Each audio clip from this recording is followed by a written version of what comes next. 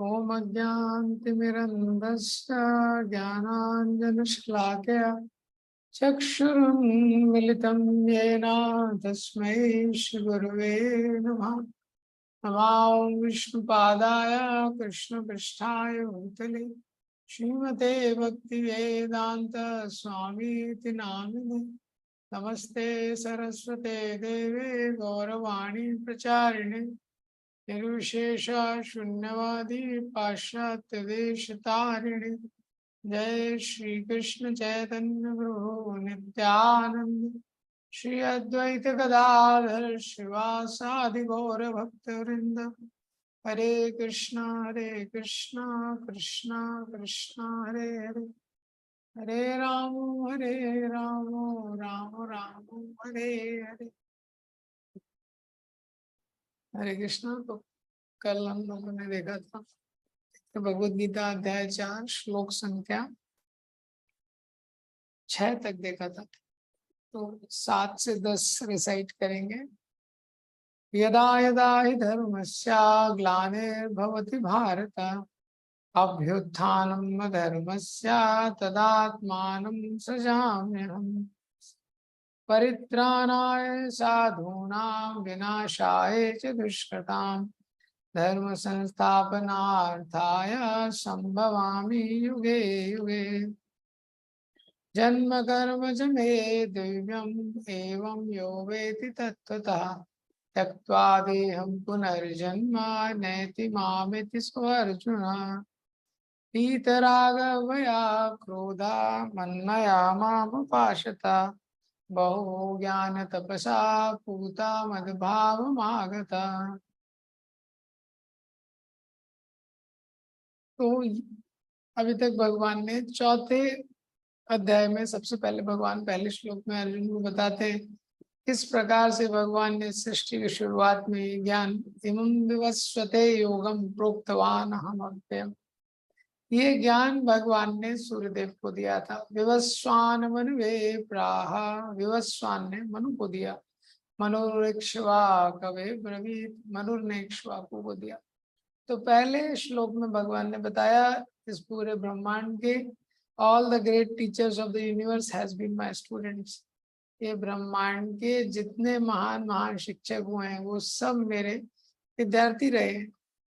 फिर दूसरे श्लोक में उसके आगे भगवान अर्जुन को बताते हैं कैसे समय के साथ सकालेन महता योगो नष्टा परंतु, समय के साथ यह ज्ञान लुप्त हो गया। तो लुप्त क्यों हो गया? क्योंकि जो प्रैक्टिशनर थे वो प्योर प्रैक्टिशनर्स नहीं रहे। भगवान बोलते हैं कि इसीलिए मैं इसको स्थापित करने के लिए आता। और अर्जुन को ही भगवान ज्ञान दे रहे हैं भक्तों सी में सखा चेती, क्योंकि अर्जुन भगवान के भक्त हैं और सखा है। तो चौथे श्लोक में अर्जुन प्रश्न करते हैं अपरम भवतो जन्मा परम जन्म विवस्वता कथम में तद्विजानीयम।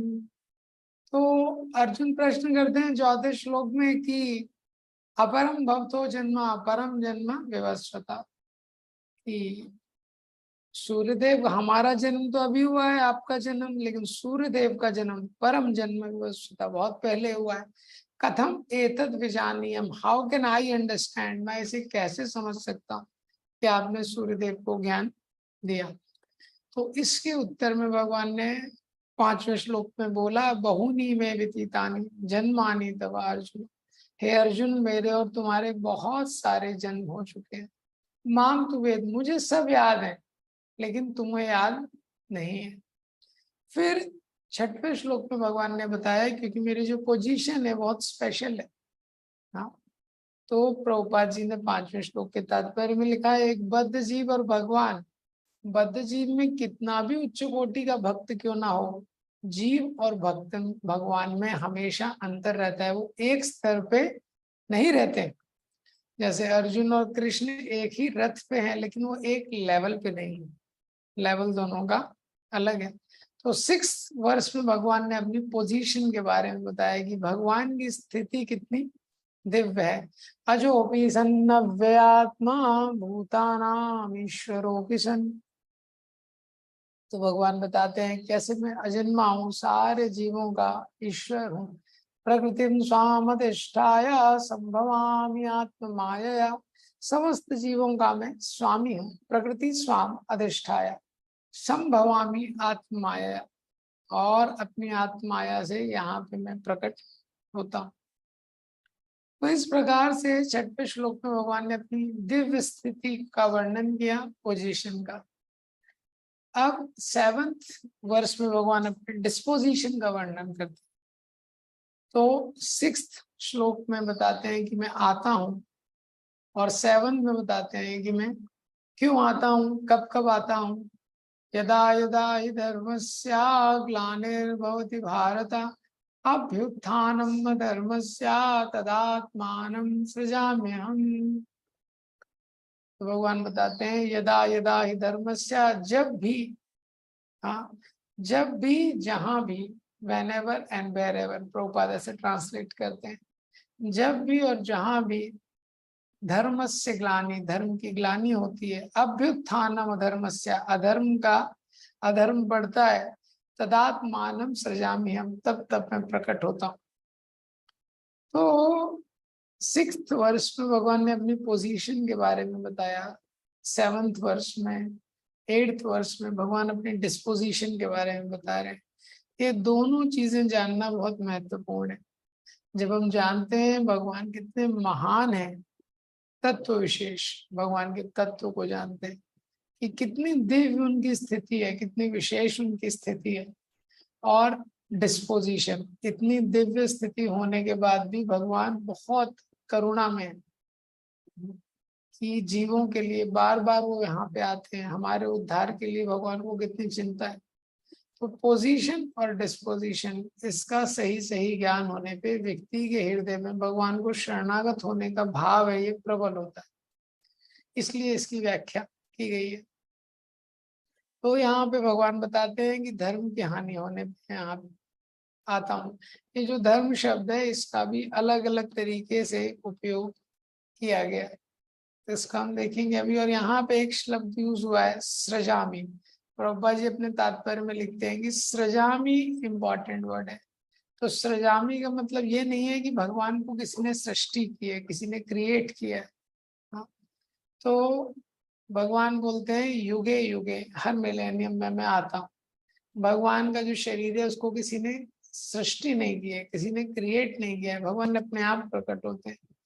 जैसे कई जगह हिंदी कविता वगैरह में पढ़ते हैं, और भागवतम के एक श्लोक में भी इस प्रकार से लिखा गया है, जब राजसु यज्ञ में भगवान कृष्ण का लोग दर्शन करते हैं, भगवान कृष्ण को सौंदर्य को देख के जितने राजा होते हैं, जितने लोग वहां पे खड़े होते हैं, वो सोचते हैं कि ब्रह्मा जी की पूरी जो कला थी, पूरी जो ब्रह्मा जी की शक्ति थी, हाँ, बनाने में, इसी रूप के सौंदर्य को बनाने में उनकी शक्ति चली गई पूरी। ऐसा वो भगवान का रूप था। लेकिन आचार्य बताते हैं ये भी गलत है, क्योंकि ये ब्रह्मा की सृष्टि का रूप नहीं है, ये ब्रह्मा के पहले का रूप है, ब्रह्मा जी ने इसको नहीं बनाया है। हाँ, तो भगवान खुद मैनिफेस्ट होते हैं।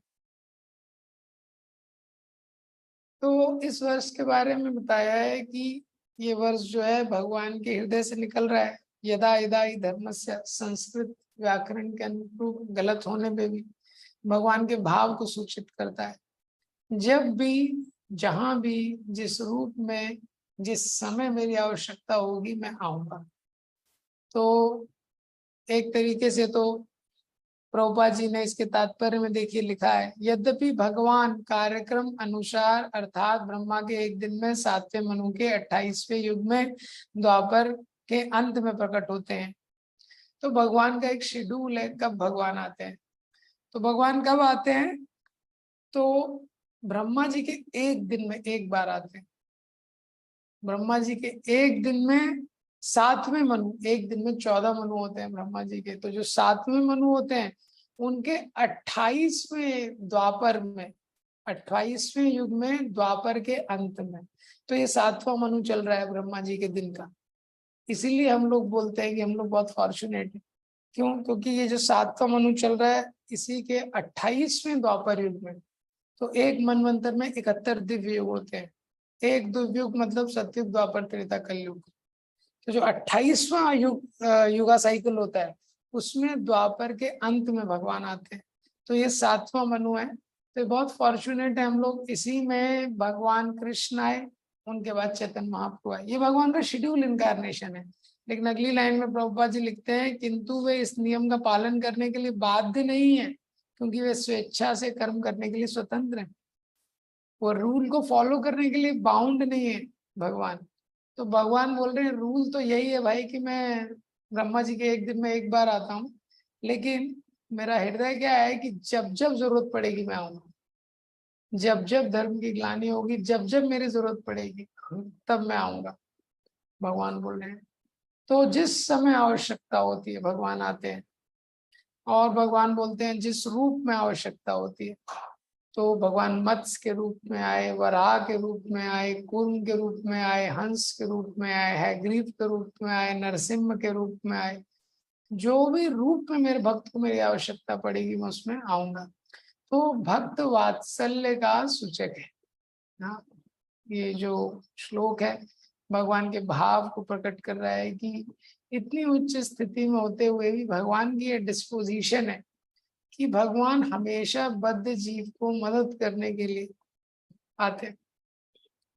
उसके बाद तीसरा पॉइंट है इसमें, भगवान बता रहे हैं कि जब भी धर्म की ग्लानि होगी मैं आऊंगा। तो क्या है, भगवान बड़े कंसर्न रहते हैं, भगवान की चिंता है कि धर्म की स्थापना रहनी चाहिए। हाँ, धर्म के बारे में, इसीलिए ये जीव का कर्तव्य है कि हम धर्म का पालन करें।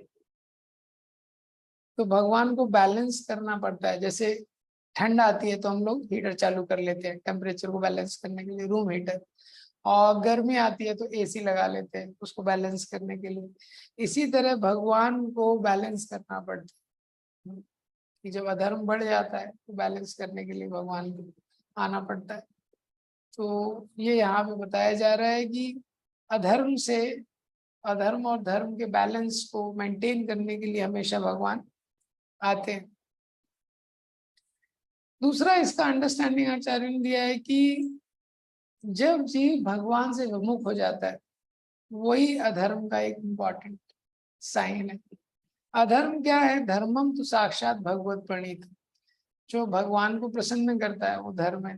भगवान की आज्ञा का जो पालन है वो धर्म है। तो जीव जब भगवान से विमुख हो जाता है वो अधर्म है। अपनी माइन्यूट फ्री विल का मिसयूज करके वो इस संसार में भोग करने लगता है, वहीं से अधर्म की शुरुआत हो जाती है। और जब जीव भगवान का स्मरण रखता है और भगवान की सेवा के लिए कार्य करता है वो धर्म के पथ पे रहता है। तो साधारण भाषा में ये सिद्धांत हमको व्यवहारिक जीवन में अपनाना चाहिए। तो धर्म को स्थापना करने के लिए भगवान 3 चीज करते हैं। जैसे इस अध्याय में भगवान ने बताया कि ये जो ज्ञान मैंने दिया था ये लुप्त हो जाता है, सकाले न महता योगो नष्टा परंतप। तो भगवान बताते हैं इस ज्ञान को देने के लिए मैं बार बार आता हूँ, मैं इसको स्थापित करता हूँ। सो 4.1 से 4.3 में भगवान ने बताया कैसे मैं डिलिनिएट करता हूँ ये नॉलेज। तो ये नॉलेज लॉस्ट हो गई थी लेकिन वापस से मैं तुम्हें दे रहा हूँ भक्तों से में सखा। तो भगवान ज्ञान देते हैं, जैसे भगवान कपिल के अवतार के रूप में आए जो ज्ञान प्रमुख थे। तो जब भी अवतार में आते हैं उसकी शिक्षा देते हैं धर्म की। दूसरा, भगवान डेमोन्स्ट्रेट भी करते हैं अपने जीवन के द्वारा। जैसे 3.22 से 24 में भगवान ने गीता में बोला है, नाम पार्थस्ति कर्तव्यम त्रिषु लोकेषु किंचन नानवाप्तम न वक्तव्यम वर्त एव च कर्मणि। तो भगवान बोलते हैं कि मेरे लिए तीनों लोकों में कोई कर्तव्य निहित नहीं है। नाम पार्थस्ति कर्तव्यम त्रिषु लोकेषु किंचन। I don't need anything, I don't want anything. ना मुझे किसी चीज की आवश्यकता है ना किसी की इच्छा है। तो इस संसार में काम करते हैं लोग क्योंकि उनको बहुत चीजों की आवश्यकता भी है और बहुत इच्छाएं भी है। भगवान को ना इच्छा है ना आवश्यकता है, वो आत्मा राम है, फिर भी काम करते हैं भगवान एक उदाहरण को स्थापित करने के लिए। तो नॉलेज को डिलिनिएट करते हैं और अपने एक्शन के द्वारा डेमोन्स्ट्रेट करते हैं कि धर्म के पथ पे कैसे रहना है। और तीसरा चीज भगवान क्या करते हैं, डिसिमिनेट करते हैं। भगवान ये इंश्योर करते हैं जब भी आते हैं कि जो धर्म का पालन करने वाला है वो शासन करे। जो धर्म का पालन करने वाला है। जैसे एक राजा ने एक बार अपने मिनिस्टर से पूछा कि ये भगवान क्या करते हैं। उनका क्या है, सब व्यक्तियों के लिए, ब्राह्मण के लिए कुछ कर्तव्य, क्षत्रिय के लिए, वैश्य के लिए, शूद्र के लिए, सबके लिए कुछ कुछ कर्तव्य दिया है। तो भगवान का क्या कर्तव्य? वो कंफ्यूज हो गया। तो राजा ने बोला कल तक बताओ, नहीं तो तुम्हारी गर्दन कलम कर दी जाएगी। और वो भागने लगा, सोचने लगा क्या है क्या है। फिर वो उसको एक व्यक्ति मिला, उसने बोला बहुत सिंपल सा क्वेश्चन है। उसने बोला बताओ आंसर क्या है। बोले तुमको नहीं बताऊंगा, मैं राजा को ही बताऊंगा। ठीक है। तो वो अगले दिन उसको लेके आ गया।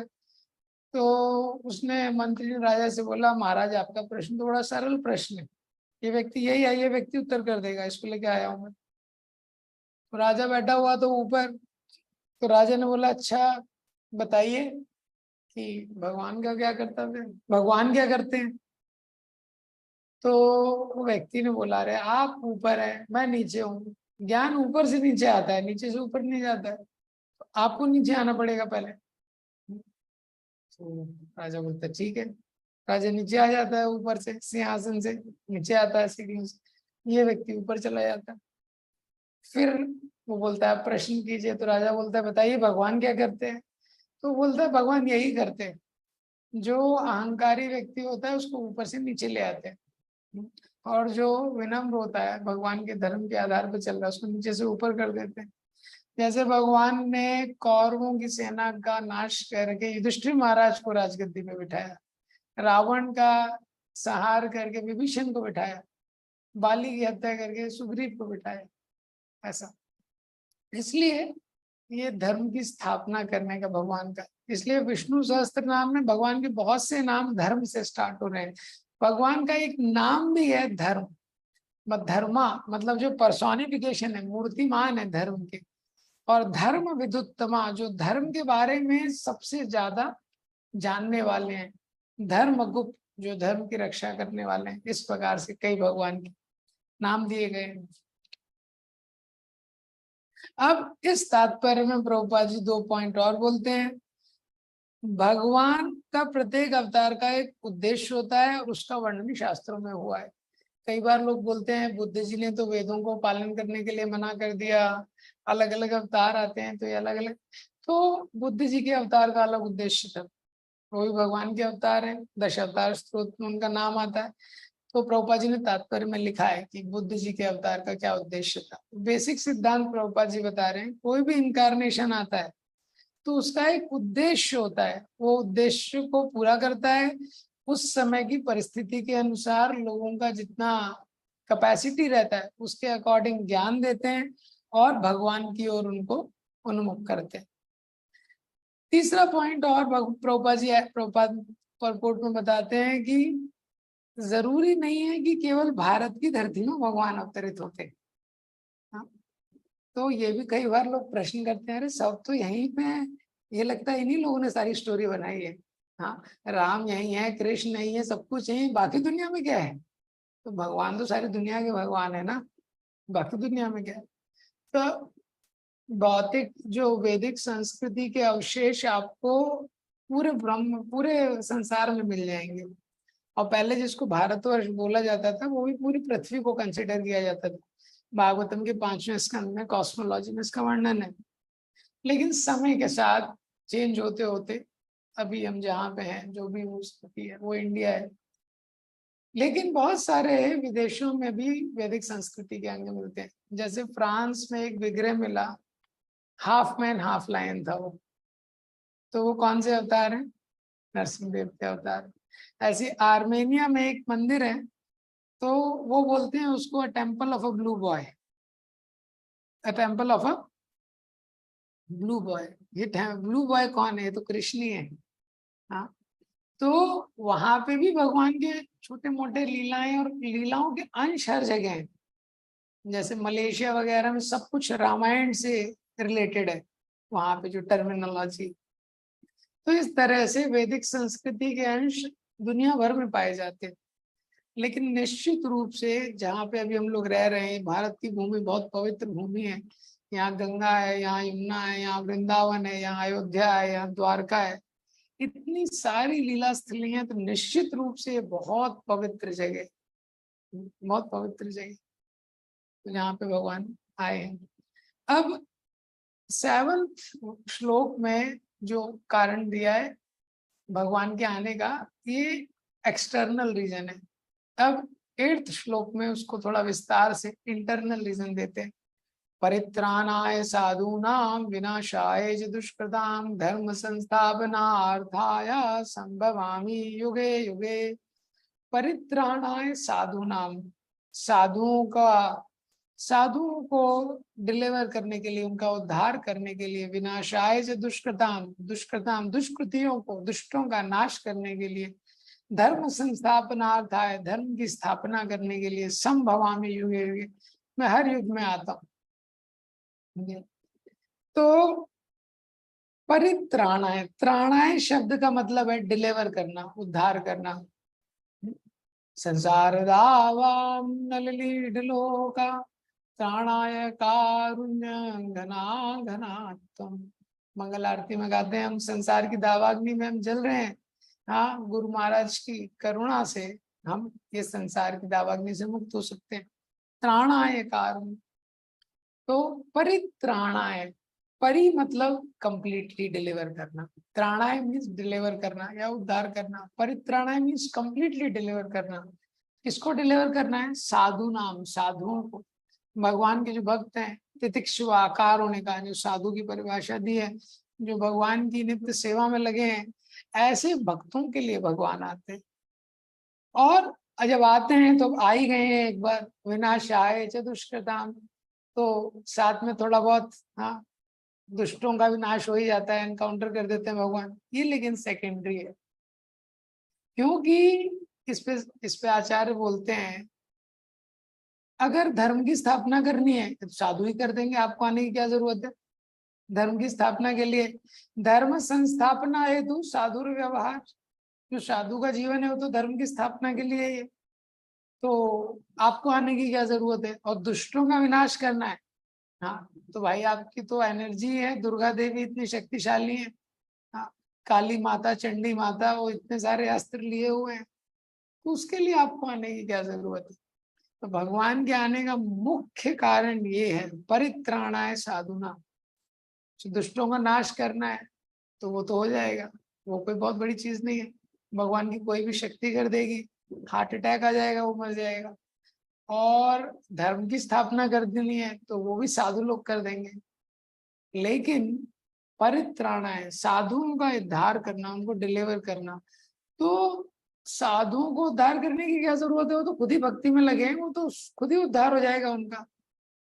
तो यहाँ पे विश्वनाथ चक्रवर्ती ठाकुर बताते हैं, Krishna comes to deliver the anxiety of their pure devotees. भगवान आते हैं क्योंकि भक्तों के मन में जो उनकी एंजाइटी है, मतलब वो भगवान के विरह में कष्ट हो रहा है उनको, वो भगवान साथ लीला का आदान प्रदान करना चाहते हैं, वो भगवान से सेपरेशन फील करते हैं।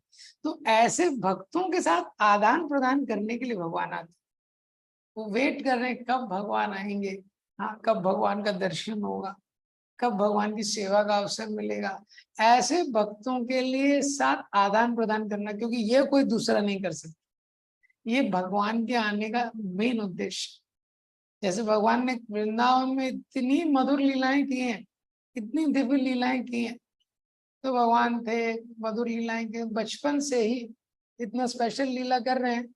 और साथ में काफी लोगों का एनकाउंटर भी हो गया, काफी दुष्ट भी मर गए, पर वो सेकेंडरी था।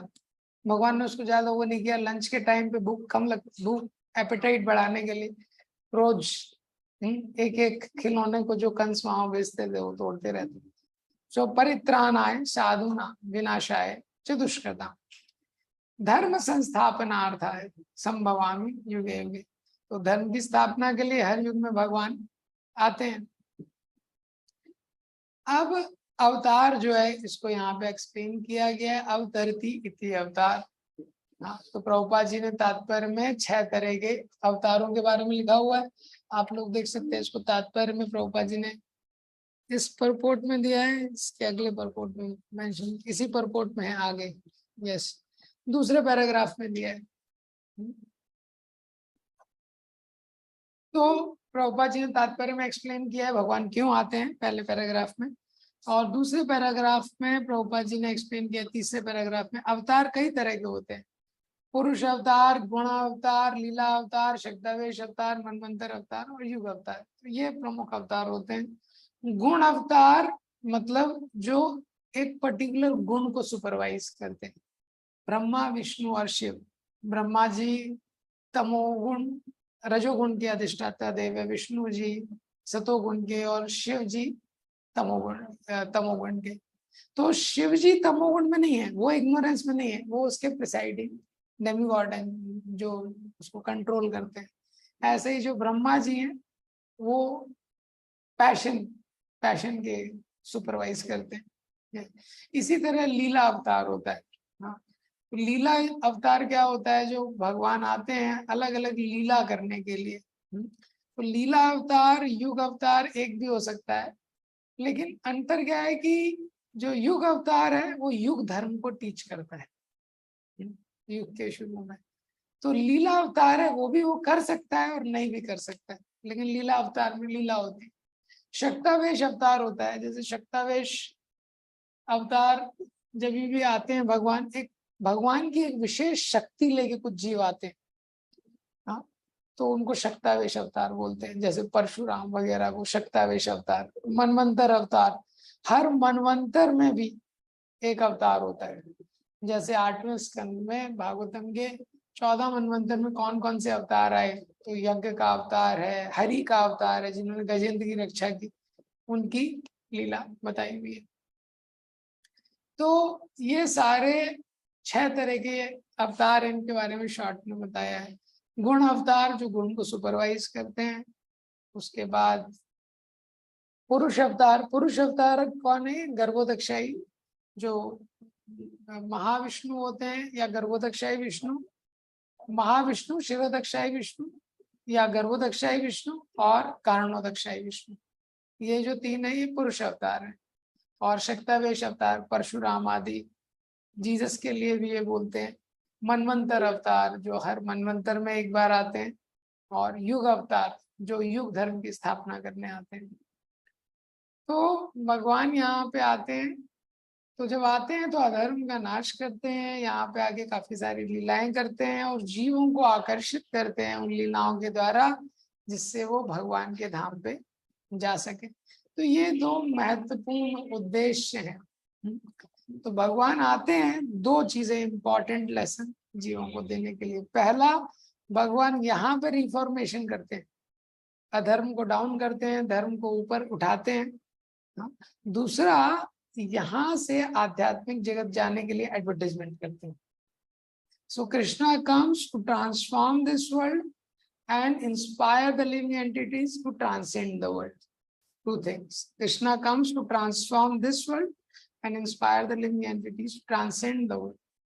तो इस जगत में आके भी रिफॉर्मेशन करते हैं, लेकिन ऐसी लीला करते हैं जिससे जीव आकर्षित हो जाते हैं, और उसके बाद वो आध्यात्मिक जगत में उनको ले जाना चाहते हैं, जिससे वो आध्यात्मिक जगत का प्रयास करें। तो धर्म संस्थापनार्थ है। धर्म शब्द क्या है, जो सबसे पहले भगवत गीता में धर्म यूज हुआ है शब्द 2.7 में हुआ है, जब अर्जुन बोलते हैं कार्पण्य दोषोपहता स्वभावा प्रच्छामि त्वां धर्म सम्मूढ़ चेता। भगवान मेरा स्वभाव से मैं अपहत हो गया हूँ, धर्म सम्मूढ़ चेता। धर्म क्या है मुझे समझ नहीं आ रहा है, कृपया मुझे बताइए कि मेरा धर्म क्या है। तो यहाँ पे अर्जुन कंफ्यूज है कि मुझे क्या करना चाहिए, क्योंकि क्षत्रिय के रूप में मेरा धर्म है कि मुझे युद्ध करना है, उसके ऊपर कुल धर्म है, मुझे कुल के लोगों की रक्षा करनी है। तो कुल धर्म और क्षत्रिय धर्म में कॉन्फ्लिक्ट हो गया, तो उनको समझ नहीं आ रहा है कि मेरा धर्म क्या है। यहाँ पे धर्म शब्द का मेनली मतलब है what is the right thing to do, मुझे क्या सही कर्तव्य करना चाहिए इस समय पे। इसके बाद 4.8 में यहाँ पे धर्म शब्द यूज हुआ है, धर्म संस्थापनार्थाय संभवामि युगे युगे, कि धर्म की स्थापना के लिए मैं हर युग में आता हूं। तो कौन सी प्रक्रिया के द्वारा भगवान धर्म की स्थापना करते हैं, तो भगवान क्या करते हैं, दुष्टों का नाश करते हैं। परित्राणाय साधूनाम विनाशाय च दुष्कृताम, दुष्टों का नाश करते हैं, साधुओं की रक्षा करते हैं, और उसके द्वारा भगवान धर्म की स्थापना करते हैं। यहाँ पे धर्म का मतलब है सोशल ऑर्डर को स्टैब्लिश करना।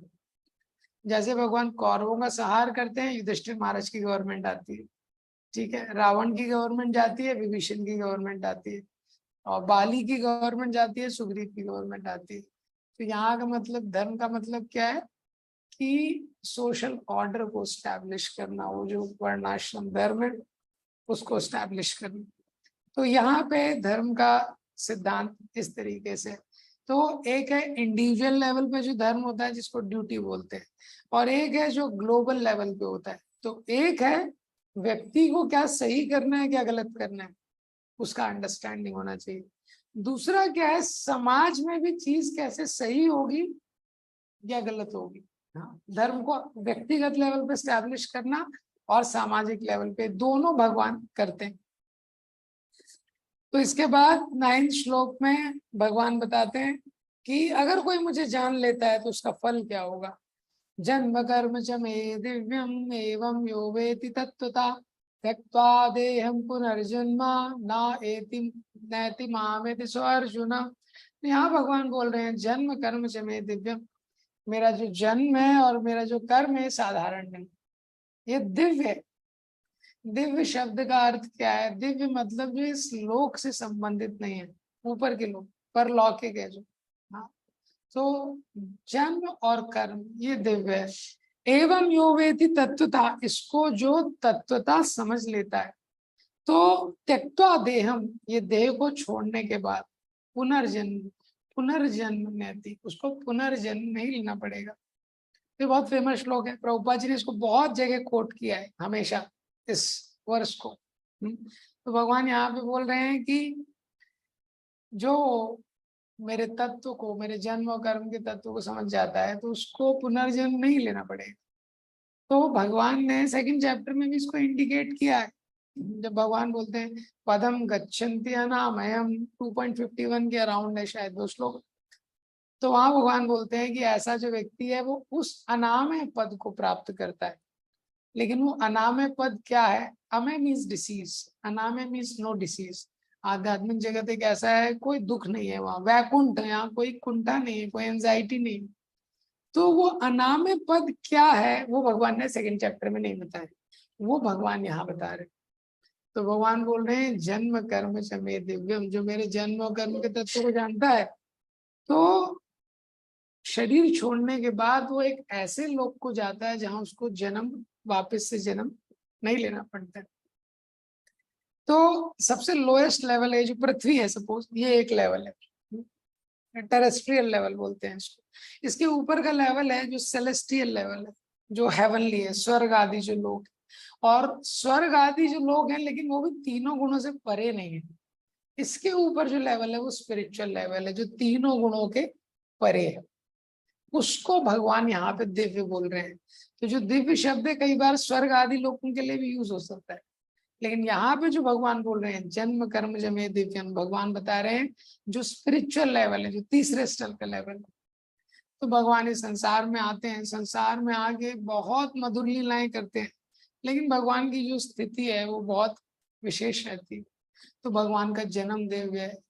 तो संसार में व्यक्ति जन्म लेता है कष्ट के साथ, बहुत ही कष्ट के साथ उसका जन्म होता है, और बहुत ही असहाय अवस्था में वो रहता है।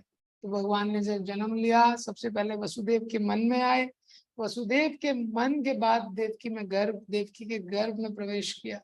देवकी के गर्भ में आने से पहले भी भगवान के पहले बलराम जी आए, क्योंकि भगवान कहीं पे आ रहे हैं पहले अरेंजमेंट करना पड़ेगा ना, कोई बड़ा व्यक्ति आ रहा है, हाँ, तो उसके पहले लोग जाते हैं अरेंजमेंट करते हैं फिर वो आता है। तो बलराम जी ने बोला यहाँ तो कृष्ण आने वाले हैं, तो बलराम जी ने देवकी माता के गर्भ को आध्यात्मिक जगत बना दिया। हाँ, तो राधानाथ महाराज अपने प्रवचन में बोलते हैं Balaram ji transform the womb of Devaki into the spiritual world, वो आध्यात्मिक जगत बना दिया उन्होंने। फिर वहां पे कृष्ण जी आते हैं उस प्रकार से। तो भगवान का जन्म दिव्य है, भगवान के कर्म दिव्य है। तो भगवान इतने छोटे हैं, शुरू से इतना सारी नटखट लीलाएं कर रहे हैं, माखन चोरी कर रहे हैं, लेकिन इसमें बहुत अंतर है। जैसे सपोज आप कहीं जाते हैं, कोई झोपड़पट्टी है, ऐसा स्लम का एरिया है, बॉम्बे में चाल का एरिया रहता है, बहुत गरीब लोग रहते हैं वहां पे, बहुत ही अनक्लीन रहते हैं, कोई स्वच्छता नहीं रहती है। लेकिन वहां पे किसी बहुत बड़े, हाँ मुंबई में सपोज अंबानी जो है, मुकेश अंबानी का बेटा वहीं खेल रहा है, और उन्हीं के साथ वो पढ़ाई कर रहा है, जो स्लम के बच्चों के साथ। तो सबके मन में जिज्ञासा हो जाएगी, यार तो अंबानी का बच्चा है, ये यहाँ पे खेल रहा है, तो ये इन बच्चों के साथ खेल रहा है, इनके साथ पढ़ रहा है, तो सब सोचेंगे इसमें कुछ ना कुछ तो कारण होगा। ये इनके साथ खेल रहा है मतलब कुछ कारण होगा। और इसी तरह अगर कोई साधारण बच्चे खेल रहे हैं, कोई साधारण व्यक्ति माखन चोरी कर रहा है, तो कोई स्पेशल नहीं है। लेकिन जब भगवान स्वयं आके क्रियाएं करते हैं, जब भगवान स्वयं आके क्रियाएं करते हैं, तो लोगों को बहुत आकर्षित करती है। इसीलिए दिव्य है। हाँ, जन्म कर्म च में दिव्यम, लक्ष्मी सहस्त्र शत संभ्रम से विमानम। सहस्त्र लक्ष्मियां जिनकी सेवा कर रही हैं, वो भगवान जी माखन की चोरी कर रहे हैं। इसीलिए भगवान का जो कर्म है ये दिव्य है। तो भगवान ने दिव्य कर्म शुरू से ही स्टार्ट कर दिया। तो व्रज में जो लोग हैं, वो भगवान का जो गॉडहुड है वो बैकग्राउंड में रहता है वहां पे। ये भगवान है वो बैकग्राउंड में रहता है। जैसे आकाश में तारे हैं, लेकिन जब सूर्य उदय हो जाता है तो वो बैकग्राउंड में चले जाते हैं। इसी तरह व्रज में मधुरता का इतना प्राधान्य है कि भगवान का जो ईश्वरत्व है वो बैकग्राउंड में रहता है। एक होती है महामाया, एक होती है योग माया। तो महामाया के कारण क्या है कि जो साधारण जीव है वो भगवान को भूल जाता है, और योग माया के कारण क्या है, जो भगवान के भक्त हैं वो भूल जाते हैं कि ये भगवान है। तो आध्यात्मिक जगत में योग माया काम करती है। तो ये सारी जो भगवान की लीलाएं हैं, भगवान उसमें एक्टर की तरह काम करते हैं। भगवान मेन हीरो है। तो कृष्णा इज एक्टर, योग माया इज डायरेक्टर। भगवान एक्टर है, योग माया डायरेक्टर है, लेकिन स्क्रिप्ट भगवान ने ही लिखी है। स्क्रिप्ट राइटर भी भगवान ही है, भगवान ने स्क्रिप्ट लिखी है, लेकिन डायरेक्शन योग माया देती है। लेकिन भगवान जब एक्टिंग में उतरते हैं तो भगवान भूल जाते हैं कि मैंने स्क्रिप्ट लिखी है कई बार, और पूरा उस लीला में भगवान घुस जाते हैं। इस प्रकार से तो यहाँ पे बता रहे हैं, जन्म कर्म च में दिव्यम। जो इस तरह से भगवान के जन्म और कर्म की दिव्यता को जानता है, तत्वता, तत्व रूप से जानता है। प्रभुपाद जी बोलते हैं, जैसे जो तत्व से जानता है कि भगवान इतने स्पेशल है। भगवान को जो ब्रह्मे थी परमात्मे थी भगवान इति शब्द थे वदंती तत्वविदस, जो तत्वदर्शी है जानते हैं कि भगवान का तत्व क्या है। भगवान की एक पर्सनालिटी है, जो स्पिरिचुअल पर्सनालिटी है। सच्चिदानंद भगवान का फॉर्म है, वो कितने करुणा से भरे हुए। तो ये जो तत्वता शब्द है, आप कोई भी व्यक्ति बोल सकता है मुझे ही पता है, ये तो भगवान सुंदर है मुझे पता है, और भगवान वैजंती माला पहनते हैं, कौस्तुभ मणि भगवान के यहाँ पे कर्ण कुंडल पहनते हैं, घुंघराले भगवान के बाल हैं। तो तत्वता शब्द है, जो व्यक्ति तत्व से भगवान को जान लेता है, हमेशा उसके भाव में ये मन में ऐसी भावना रहती है कि भगवान कृपालु। तो एक उदाहरण दिया गया है, जैसे तत्वता शब्द का अर्थ, जैसे आप रोड पे चल रहे हैं, हाँ, तो रोड पे आप चल रहे हैं, और चलते चलते सपोज आगे से कोई कार आ रही थी, आपने सडन टर्न लिया, आपका एक्सीडेंट होते होते बच गया, तो आप क्या बोलेंगे? भगवान की कृपा है, भगवान की कृपा है। अब दूसरे दिन आप जा रहे हैं, और लेकिन आप ट्रेवल कर रहे हैं, जाते जाते किसी एक बाइक से थोड़ा सा स्क्रैच लग गया, टक्कर लग गया, लेकिन ज्यादा कुछ नहीं हुआ। आप क्या बोलेंगे? आप भी बोल सकते हैं कि भगवान की कृपा है, ज्यादा कुछ नहीं हुआ, लेकिन वॉल्यूम कम हो जाएगा। पहले सपोज 50 डेसिबल था, तो अभी 20 डेसिबल हो जाएगा। भगवान की कृपा है, यही बोलने में। और तीसरे दिन सपोज आप फुटपाथ से जा रहे हैं, जो पैदल चलने वालों के लिए है, और पूरी रोड खाली है, और पीछे से आपको बाइक ने ठोक दिया, अभी क्या बोलेंगे? तो ये तीनों स्थिति में जो हृदय से बोल सकता है कि भगवान की कृपा है। तत्वता यो में वेति तत्वता तत्तेनुकंपा सुसमेक्षमानो भुञ्जान्येवात्मकृतं विपाकम् यद्वाग्वपुर्भिर्विदधन् नमस्ते जीवेत मुक्ति पदे सदाय भाग। ब्रह्मा जी ने श्लोक बोला है, तत्ते अनुकंपा, जीवन में हर परिस्थिति को जो भगवान की अनुकंपा के रूप में स्वीकार कर सकता है, करता है, जिसका ये मनोभाव रहता है, जीवित मुक्ति पदे सदाय भाग, वो जो व्यक्ति है वो जीवित रहते हुए इस संसार में मुक्ति का अधिकारी है। क्योंकि जो भी कष्ट उसके जीवन में आ रहा है वो समझ रहा है कि मेरे ही कर्मों के कारण ये कष्ट आ रहा है, कुछ तो मैंने गलती किया होगा उसके कारण आ रहा है, भगवान केवल टोकन पनिशमेंट दे रहे हैं मुझे, ये उसको अंडरस्टैंडिंग रहती है। तो बहुत बहुत धन्यवाद। ग्रंथराज श्रीमद् भगवत गीता की जय। श्री प्रभुपाद जय।